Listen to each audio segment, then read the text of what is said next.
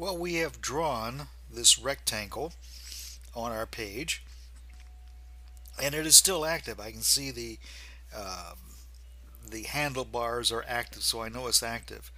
Down in the toolbar, I can see I have something called Fill and Stroke. If I click on Fill, it brings it forward. In fact, I had to double click on it. I want my fill basically to be black. So I'm going to move the rough selector all the way down. And I'm having a hard time finding, oh, here's black, way over here. Okay, so I have selected black, and I have turned the inside of that box black.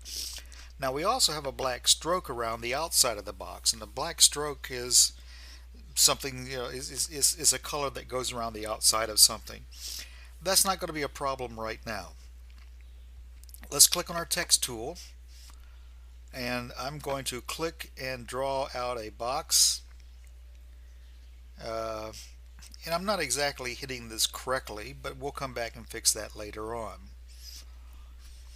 And what we want to put inside this box is the term,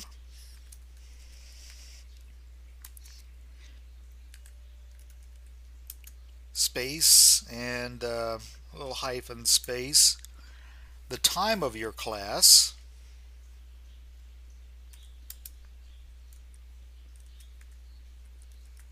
space, and the hyphen, and your name.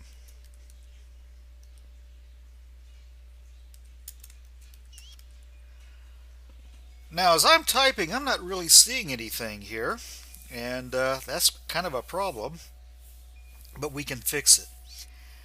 The reason I'm not seeing anything is because the type tool is telling me that I'm typing with black text, and we're putting black text on top of a black box.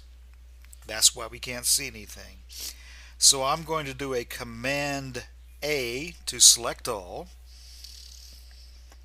I'm going to come over where my text type color is, and I'm going to tell it I want it to be the color white. And suddenly we're starting to see things. I'm also going to select the font called Helvetica. We can find that quickly. I'm going to do Helvetica bold, and I'm going to do size 18. And also let's center this. So now if I click on my selection tool, I can basically use the up and down arrows to move this into position. Now I'm also going to use, again with my selection tool, I'm going to click off and I'm going to drag across both these items. So I'm selecting both the box and my name. And having done that, I'm going to group these two items, and you can see how the lines have now changed into this dotted line item. The reason I did that is because now I could use my arrow keys again to move both of these items up at the same time. By grouping, we're able to take care of moving both of those items simultaneously, so that it just makes life a lot easier. Remember how hard it was to see when we had black text on a black box? If we moved the box, we would have had white text on a white background.